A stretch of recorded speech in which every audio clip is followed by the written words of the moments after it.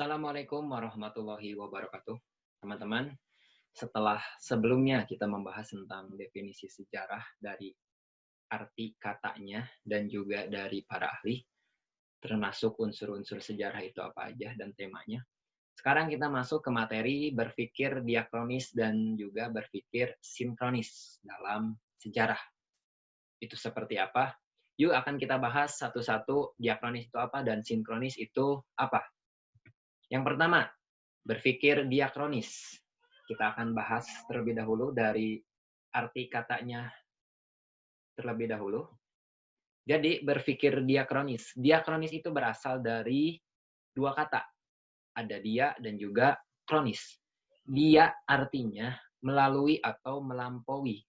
Kronis atau kronikus atau kronos artinya adalah waktu. Jadi secara simpel kita bisa sebut bahwa diakronis adalah melalui atau melampaui waktu. Dan arti diakronis itu sendiri adalah maksudnya memanjang dalam waktu tetapi terbatas atau menyempit dalam ruang. Dan diakronis adalah berpikir kronologis, yaitu sesuai urutan waktu dalam menganalisis sesuatu peristiwa sejarah. Kemudian diakronis pun mementingkan proses karena melihat perubahan dari waktu ke waktu atau tadi secara kronologis. Nah, dalam berpikir diakronis ini kita berkaitan dengan kronologis dan juga periodisasi. Sebelum kita bahas keduanya, kita bahas terlebih dahulu tentang kronologis. Nah, ini kronologi dalam sejarah. Kronologi itu apa? Yaitu untuk menyusun peristiwa yang sudah diklasifikasikan atau dipisah-pisahkan menurut jenis dan juga bentuk nantinya dari periodisasi. Kemudian kronologi ini pun disusun berdasarkan waktu peristiwa sejarah. Jadi secara berurutannya tidak boleh loncat-loncatan. Jadi kalau misalkan peristiwa sejarah itu tidak berurutan waktunya, melompat satu waktu ke waktu yang lainnya, itu menjadi anakronis atau tidak runut gitu. Makanya dalam kronologi sejarah ini, hubungan sebab akibat suatu peristiwa itu yang berkesinambungan itu akan terlihat gitu, bagaimana perubahannya, bagaimana sebab akibat peristiwa satu kepada peristiwa yang lainnya, mana sebabnya, mana akibatnya. Kita akan pelajari lebih jelas melalui contoh. Nah, ini adalah kita mempelajari tentang kronologi PDRI. PDRI apa? Pada sebelumnya kita sudah tahu bahwa PDRI adalah Pemerintah Darurat Republik Indonesia. Ketuanya siapa? Tentunya Syafruddin Prawira Negara. Jadi, pertama kali 17 Januari 1948 itu terjadi perjanjian antara Belanda dan juga Indonesia, namanya Perjanjian Renville. Kemudian 18 Desember 1948, tepatnya jam setengah 12 malam, wakil tinggi Belanda, Dr. Bell, itu menyatakan bahwa Belanda itu sudah tidak terikat lagi dengan Perjanjian Renville. Kemudian 19 Desember 1948 menindaklanjuti yang sebelumnya, hari sebelumnya, jam 6 pagi, ibu kota RI yang saat itu berada di Yogyakarta itu diduduki oleh Belanda dan Presiden Soekarno dan Wakil Presiden Muhammad Hatta itu ditangkap dan juga diasingkan. Di sisi lain, 19 Desember 1948, jam 6 maghrib, itu dibentuklah Pemerintah Darurat Republik Indonesia oleh salah satunya diketuai nanti oleh Syafruddin Prawira Negara. Kemudian 14 April 49 diselenggarakanlah perjanjian Rumroyen untuk menyelesaikan konflik antara Belanda dan juga Indonesia. Kemudian 13 Juli 1949 PDRI menyerahkan kembali kepemimpinan kepada Soekarno-Hatta karena sebelumnya PDRI lah yang memimpin Republik Indonesia sehingga tapi karena darurat maka disebut Pemerintah Darurat Republik Indonesia. Gitu. Karena Soekarno-Hatta sudah pulang, maka dikembalikan lagilah pemerintahan tertinggi Indonesia kepada Soekarno-Hatta. Inilah salah satu contoh kronologi peristiwa PDRI. Jadi dari tanggal 17 Januari ke 18 Desember, kemudian ke 19 Desember jam 6 pagi, kemudian 19 Desember jam 6 sore itu dibentuk PDRI, kemudian 14 April Rumroyen sehingga Soekarno-Hatta dibebaskan dan bisa kembali ke Yogyakarta, dan 13 Juli 1949 PDRI menyerahkan kembali kepemimpinannya. Ini berurut secara kronologis dari waktu ke waktunya, ini jelas gitu. Inilah contoh dari kronologi sejarah PDRI. Tadi kita sudah bahas tentang kronologi, kemudian kita bahas sekarang adalah periodisasi. Apa sih periodisasi? Jadi periodisasi adalah pembabakan waktu yang digunakan kita untuk menganalisis karakteristik dari bentuk dan juga dari jenis peristiwa sejarah tersebut. Jadi kita bisa kelompok-kelompokkan nih. Misalkan ada kerajaan Hindu dan juga kerajaan Buddha, ada juga Islam. Jadi kerajaan Hindu masuk ke masa Hindu-Buddha, kerajaan Islam masuk kepada masa Islam. Dia tergantung bentuk dan juga jenisnya, gitu. Kemudian peristiwa-peristiwa yang sudah diklasifikasi atau dipisahkan itu kemudian disusun secara kronologis berdasarkan waktu peristiwanya. Jadi periodisasi ini tetap berkaitan dengan yang namanya kronologi gitu. Periodisasi ini ada untuk mempermudah pemahaman dan juga pembahasan peristiwa sejarah. Unsur-unsur yang membentuk penyusunan periodisasi sejarah ini bisa berdasarkan geografi, bisa berdasarkan politik, ataupun bisa berdasarkan ekonomi dan juga lain-lain sebagainya. Inti dan tujuan dari periodisasi ini adalah untuk mengadakan tinjauan menyeluruh terhadap peristiwa-peristiwa yang saling berhubungan dengan berbagai aspeknya. Ada sebabnya, ada akibatnya. Jadi sudah dipisah-pisahkan, lalu disusunlah secara kronologi. Kita akan melihat contoh dari periodisasi sejarah Indonesia. Tentunya sudah secara kronologi ya. Ini ada periodisasi sejarah Indonesia. Ada masa prasejarah atau masa praaksara, kemudian masuk ke masa Hindu-Buddha, kemudian masuk lagi kepada perkembangan Islam, kemudian setelah Islam itu kemudian zaman kolonial, setelah zaman kolonial masuk kepada zaman pendudukan Jepang, kemudian masa revolusi kemerdekaan nanti kemudian masuk ke Orde Lama, Orde Baru. Kayak gitu. Ini adalah contoh periodisasi sejarah Indonesia. Nanti di dalam pengaruh budaya Hindu-Buddha ini ada kerajaan Hindu-Buddha. Ada Sriwijaya nanti, ada Mataram, kemudian nanti ada Kutai, itu ada di sana. Nanti di Islam ada Kesultanan Aceh, ada Samudra Pasai, kemudian ada Mataram Islam, seperti itu. Ini adalah contoh periodisasi sejarah Indonesia. Nah, sekarang masuk ke berpikir sinkronis. Kalau tadi berpikir diakronis ada kronologi dan juga ada periodisasi. Kalau berpikir sinkronis, ini dia nanti membutuhkan ilmu-ilmu sosial. Kalau diakronis memanjang dalam waktu tapi menyempit dalam ruang, sinkronis ini seperti apa? Nah, kata sinkronis itu berasal dari bahasa Latin juga sama, yaitu sin dan juga kronos. Sin artinya dengan, kronos artinya waktu. Jadi secara bahasa sinkronis artinya dengan waktu atau dengan masa. Tapi arti secara jelasnya adalah sinkronis adalah meluas dalam ruang tetapi menyempit dalam waktu. Tentunya kebalikan dari diakronis, yang diakronis memanjang dalam waktu tapi menyempit dalam ruang. Sinkronis adalah kebalikannya. Jadi berpikir sinkronis adalah membahas peristiwa tapi secara mendalam. Waktunya memang sempit tapi mendalam dalam membahas peristiwa sejarah tersebut. Makanya dalam berpikir sinkronis kita membutuhkan ilmu-ilmu sosial untuk membahas peristiwa sejarah. Misalkan kita nanti membutuhkan sosiologi, kita membutuhkan antropologi, psikologi, dan lain sebagainya untuk membedah satu peristiwa. Pembahasan tahunnya memang pendek, tapi peristiwanya itu sangat dalam membahasnya. Nah, kita langsung ke contoh. Ini masih tentang kelanjutan dari PDRI. Jadi tadi pas masa PDRI, Soekarno-Hatta itu dengan perjanjian Roem-Royen itu dibebaskan kembali dan bisa kembali ke Yogyakarta. Akan tetapi Soekarno-Hatta ini menunggu PDRI menyerahkan kepemimpinan yang sudah dipegang oleh PDRI. Maka untuk menjalankan menjalankan penyerahan tersebut, maka diutuslah Muhammad Nasir, Leimena, Abdul Halim, dan juga Agus Yaman untuk membujuk PDRI untuk mengakui perjanjian Roem-Royen dan menyerahkan kembali kepemimpinan kepada Soekarno-Hatta. Akan tetapi, Safrudin Prawira yang saat itu memegang pimpinan PDRI bertanya kepada para utusan Republik ini, mengapa PDRI tidak diajak dalam perundingan dengan Belanda, padahal yang berkuasa sesungguhnya adalah PDRI. Maka mendengar pernyataan tersebut, Leimena dan juga Halim sudah kehabisan kesabaran dan berkata, dulu sewaktu Soekarno-Hatta ditawan, kami tidak tahu bagaimana nasib Republik apabila tidak ada PDRI. Sekarang kami pun tidak tahu bagaimana nasib Republik kalau Bung Syafruddin tidak bersedia kembali ke Yogyakarta.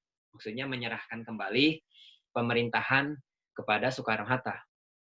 Di tengah pembicaraan yang sangat emosional antara PDRI dan utusan Republik, Muhammad Nasir yang saat itu juga menjadi perwakilan, saat menjelang subuh, Nasir membacakan satu syair berbahasa Arab, yang artinya, tidaklah keinginan semua manusia akan tercapai, karena angin yang berhembus di laut pun tidak selamanya mengikuti keinginan perahu yang sedang berlayar. Intinya, apa yang kita inginkan belum tentu sesuai dengan keadaan, karena angin pun tidak mengikuti keinginan perahu yang sedang berlayar. Mendengar syair yang dibacakan oleh Nasir, Syafruddin menyahut, dalam perjuangan, kita tidak pernah memikirkan pangkat dan jabatan. Karena kita berunding pun duduk di atas lantai. Yang penting adalah kejujuran. Siapa yang jujur kepada Tuhan, perjuangannya akan selamat. Sudah berkumpul utusan Republik dan juga PDRI, dan mendengar dari syair yang dibacakan oleh Nasir, ternyata Safrudin memutuskan untuk kembali ke Yogyakarta untuk mengembalikan mandat yang sebenarnya tidak pernah diterima oleh Safrudin dari Soekarno. Maka Safrudin berangkat ke Yogyakarta disambut oleh Muhammad Hatta dan terjadilah penyerahan kekuasaan yang dipegang oleh Safrudin dikembalikan kepada Soekarno-Hatta. Nah, ini adalah salah satu contoh peristiwa yang sinkronis. Kenapa? Karena dalam menjelaskan atau mengutus orang-orang untuk menghadap PDRI, ini tidak sembarangan orang yang diutus ke sana. Ternyata salah satu dari utusan itu ada Muhammad Nasir. Muhammad Nasir adalah orang yang dekat akrab dengan Safrudin Prawira Negara. Bahkan keduanya nanti akan terlibat juga dalam PRRI. Karena kedekatan tersebut itu bisa melunakkan hatinya Safrudin. Atau ketika berunding itu lebih lunak ataupun lebih akrab. Sehingga Safrudin bisa menerima apa yang disampaikan oleh M. Natsir.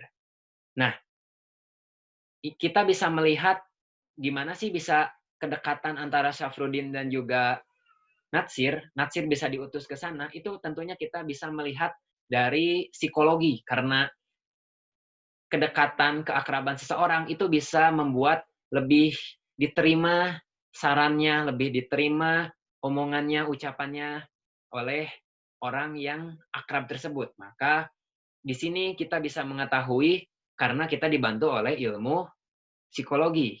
Kita juga nanti bisa dibantu juga oleh ilmu-ilmu yang lain seperti sosiologi ataupun antropologi untuk membedah peristiwa sejarah. Jadi meskipun waktunya pendek, tapi peristiwa itu akan sangat dalam atau sangat mendetail peristiwanya. Karena kenapa? Karena kita dibantu oleh ilmu-ilmu lain untuk menjelaskan satu peristiwa sejarah sehingga peristiwanya mendalam dan juga mendetail. Gitu. Makanya ilmu sejarah itu tidak bisa berdiri sendiri karena membutuhkan ilmu bantu dari ilmu-ilmu yang lainnya. Nah, tadi kan kita ada unsur sejarah, itu salah satunya adalah adanya waktu. Konsep waktu itu tentunya ada masa lalu, ada masa sekarang, dan ada masa depan. Ini adalah contoh masa lalu.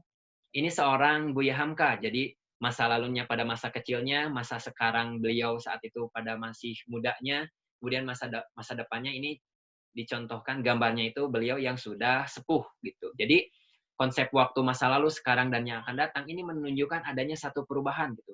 Dari umur ini sudah jelas ada perubahan dari jiwanya juga sudah kan terlihat adanya perubahan. Seperti itu. Kemudian kita akan membahas tentang konsep keberlanjutan dan juga perubahan dalam sejarah. Nah, sebelum membahas lebih jauh, konsep waktu itu dijelaskan juga oleh Kunto Wijoyo. Beliau menjelaskan waktu itu meliputi perkembangan, keberlanjutan atau kesinambungan, pengulangan dan juga perubahan. Penjelasannya ini seperti apa nanti akan kita bahas dalam slide yang selanjutnya. Nah, ini konsep perubahan dalam sejarah. Jadi, konsep perubahan dalam sejarah ini adalah segala aspek kehidupan yang terus bergerak seiring dengan perjalanan kehidupan masyarakat. Jadi, tidak mungkin tidak adanya perubahan. Entah itu perubahannya lebih baik ataupun lebih buruk gitu. Heraklitus mengatakan nih, pantarei, yang artinya tidak ada yang tidak berubah, semuanya mengalir, masyarakat sewaktu-waktu bergerak dan juga berubah. Intinya, kalau selama kita hidup pasti ada yang berubah. Gitu. Jadi, perubahan itu ada yang berlangsung cepat dan juga ada yang berlangsung lambat. Seperti yang tadi Bapak bilang, entah itu keadaannya bisa lebih baik atau disebut progres, ataupun keadaannya lebih buruk atau disebut juga regres.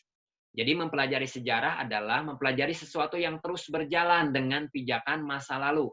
Menarik garis masa lalu itu untuk masa sekarang dan masa yang akan datang. Kemudian ada konsep keberlanjutan. Apa sih keberlanjutan? Jadi konsep keberlanjutan adalah perkembangan.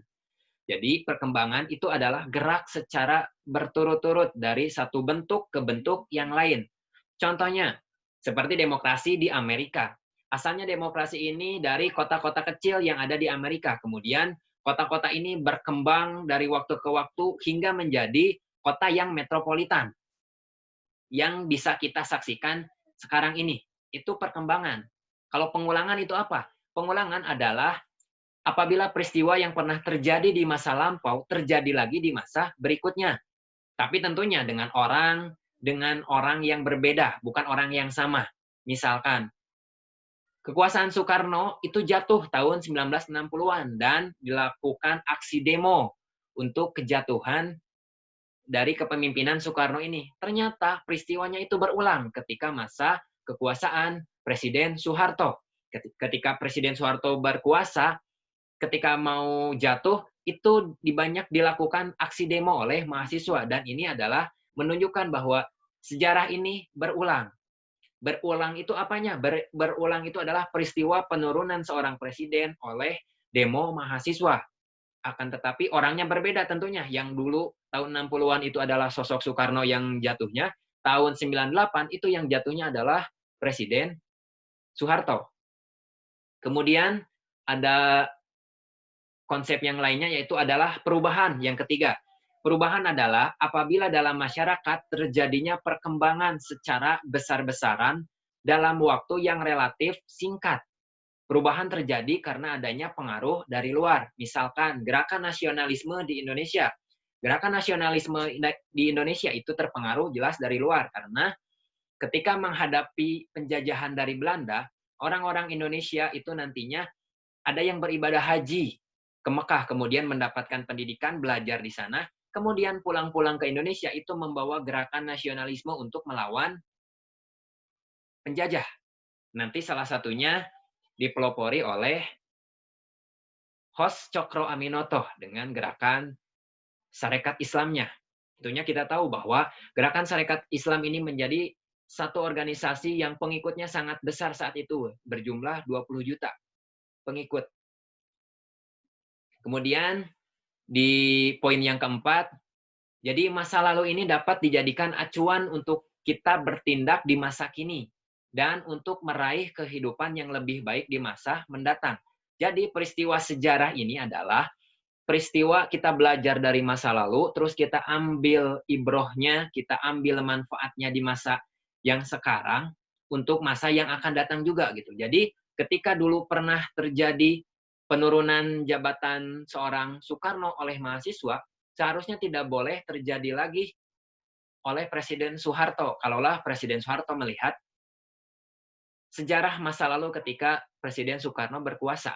Tapi karena itu terjadi kembali, berarti itu pengulangan. Nah, kalau kita melihat peristiwa masa lalu untuk jadi ibrah masa yang akan datang, misalkan peristiwa G30S. Ketika terjadi G30S, kita melihat peristiwanya seperti apa, kita pelajari sekarang, supaya bekal masa sekarang dan juga masa yang akan datang, peristiwa G30S itu tidak akan pernah terjadi kembali gitu. Karena kita harus belajar dari sejarah. Kalau contoh simpel yang lain dalam kehidupan sehari-hari, misalkan kita di asrama, kita sekolah. Kita ternyata terlambat datang ke sekolah karena kita berangkat dari asrama, kita berangkat pukul 7 kurang 15. Itu kita terlambat. Berarti untuk esok harinya, kita berangkatnya itu tidak 7 kurang 15, tapi jam setengah 7. Nah, itulah contoh kita belajar di sejarah. Jadi kalau misalkan 6.45 kita ternyata terlambat, berarti kita berangkat esok harinya itu pukul setengah 7 dan ternyata kita tidak terlambat. Nah, berarti itu adalah contoh di mana kita belajar dari peristiwa sejarah tapi dari diri pribadi. Kemudian ada yang bertanya, apakah setiap peristiwa masa lalu itu bisa dijadikan sebuah peristiwa sejarah? Itu ternyata tidak, teman-teman. Karena ini adalah kriteria peristiwa sejarah. Yang pertama, peristiwanya itu harus unik, tidak biasa, atau terjadi secara fenomenal atau monumental. Kemudian peristiwanya ada peristiwa perubahan, terlihat perubahannya. Kemudian proses yang bersifat kausalistik atau sebab akibat dan bukan kebetulan, karena memang tidak ada yang kebetulan di dunia ini. Yang keempat, memiliki arti penting dalam kehidupan. Yang kelima, subjektif dalam hal penulisan ataupun penafsiran fakta objektif. Ini maksudnya satu peristiwa itu bisa dijadikan peristiwa sejarah. Ini kan nantinya peristiwa yang memang peristiwa yang nasional. Tapi mungkin ada juga yang peristiwanya itu sangat jadi peristiwa sejarah, tapi itu levelnya nanti ke mikrohistori ataupun sejarah yang ruang lingkupnya itu lebih kecil, bisa pribadi ataupun keluarga. Nah, teman-teman, dari materi yang sebelumnya tentang definisi sejarah, kemudian berpikir diakronis dan juga berpikir sinkronis, itu cocok dengan salah satu pilar dari kurikulum khas DT. Itu ada namanya BAL, konsep BAL. BAL itu apa? Benar, akurat, lengkap. Jadi, ketika kita mengambil definisi, ketika kita berpikir diakronis dan juga sinkronis, mengurutkan peristiwa sejarah satu sampai ke yang lainnya, itu harus benar dan juga harus akurat dan lengkap. Kalau misalkan tidak benar peristiwanya, tidak diurutkan sesuai waktunya, maka tadi tidak akan diakronis. Maka akan terjadi anakronis. Nah, itu sudah salah.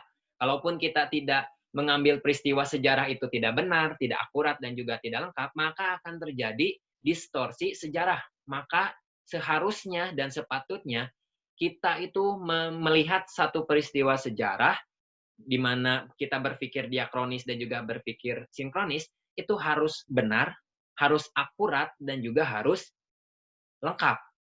Begitu. Untuk membahas satu peristiwa sejarah, itu sangat bagus ketika kita berpikir sinkronis dan juga diakronis, sehingga peristiwa sejarah itu memanjang dalam waktu, juga memanjang atau meluas juga dalam ruang. Begitu. Jadi, ada keterkaitan antara materi yang sudah kita pelajari tadi, definisi, berpikir diakronis, berpikir sinkronis, dengan salah satu pilar leadership, yaitu konsep BAL, benar, akurat, dan juga lengkap. Semoga teman-teman masih tidak puas dalam pembelajaran kita kali ini, sehingga teman-teman terus menggali dan menggali pembelajaran apa sih tentang sejarah, bagaimana berpikir diakronis, bagaimana berpikir sinkronis, sehingga teman-teman akan terus senantiasa belajar. Dan apabila ada yang mau diskusikan, jangan ragu-ragu, bisa bertanya dan juga bisa berdiskusi dengan Bapak. Sekian pertemuan kita pada pertemuan kali ini. Kita tutup dengan hamdalah, alhamdulillahirrahmanirrahim. Kita sempurnakan dengan doa kifaratul majlis. Subhanakallahumma wa bihamdika asyhadu alla ilaha illa anta astaghfiruka wa atubu ilaik. Assalamualaikum warahmatullahi wabarakatuh.